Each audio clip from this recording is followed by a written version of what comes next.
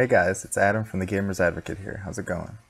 So, we've been meaning to start these YouTube videos for a very long time now, and I say it's about time we do it.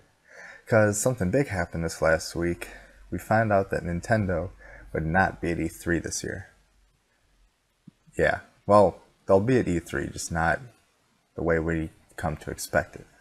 They won't be giving the grand spectacle of a presentation this year because they're trying to focus more on these smaller Nintendo Directs. Now, when I heard this news, I was extremely shocked because it's something you come to expect. It's like when the sun rises in the morning. You just know that Nintendo and Microsoft and Sony will have the spotlight on them for an hour or two every year. Now, when I started thinking about it, I'm like, you know what? Nintendo is built on surprise and risk-taking and doing things that people don't normally do. I mean, look at this. Wii U. Who thought anyone would come up with that? Or a 3DS. Let's take 3D with no glasses and give it to the masses. So it's kind of fits their MO, if you will.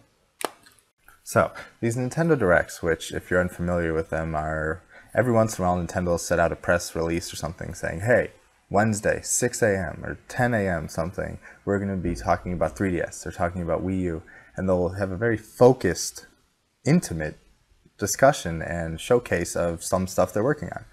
And they've been very popular because when people announce these things, the eye is on them. It's like an E3 press conference whenever they want it. Last year, E3 2012, Nintendo had a lackluster event, to put it mildly. It was very disappointing. It was a launch of a next-gen console, and they didn't have anything to show. It's just, I mean, Nintendo is always known for spectacle. You have Shigeru Miyamoto running out with Link's Master Sword or his shield, or last year with Pikmin coming out of his pocket. You expect these things from Nintendo, and you expect them to blow your mind, because that's what they did with the Wii. That's what they did with the 3DS. That's what they always do with all these games. And last year, the magic wasn't there. Maybe it was rushed. Maybe they weren't ready to show these things because they want to do justice to their franchises. And they can't work on the schedule of other people because E3, when it came, these new games aren't ready. The Wii U's been out for about 6 months now, and we still don't have a Zelda game. We don't have a proper 3D Mario. We don't have a Metroid game, anything like that. Now, they're coming. They're being worked on, but they don't want to show them before they're ready. And that causes for people to ask questions and get disappointed, and that's the problem that they run into. But if they can control when they have these conferences and show when they're ready, then they won't be disappointment and people won't be wanting more. Now, it was announced that Nintendo will be at E3 this year, just not in the capacity we've come to expect it. So I think they're going to have probably 2 smaller conferences, one focusing on the 3DS and on the Wii U. And I think that it's about time the Wii U is going to start shining. Now, I say this as an early adopter a lot from my own optimism because I don't want to be stuck with something that isn't good. But hey, I tend to be an optimistic guy.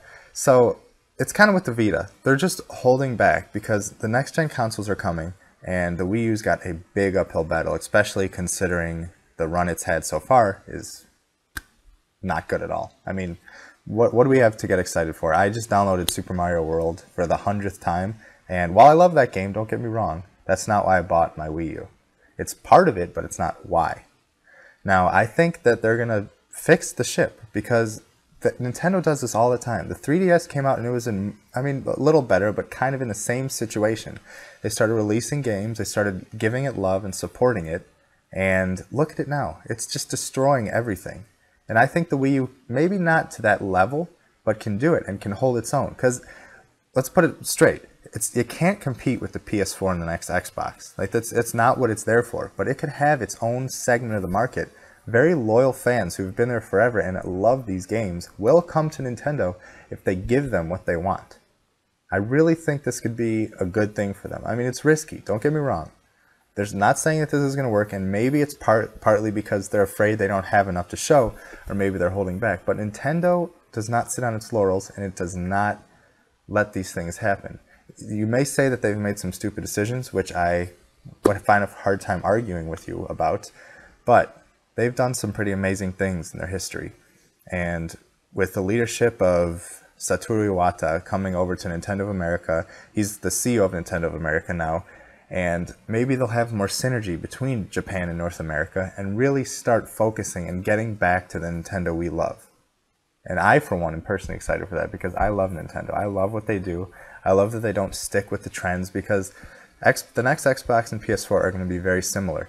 I mean, they'll have their exclusives and stuff, but those systems are the same. The Wii U is very different. It can do some incredible things, especially with franchises we know and love. And I, for one, can't wait to see what Nintendo does.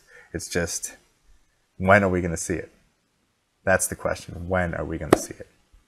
So that's our first video. I hope you guys enjoyed it.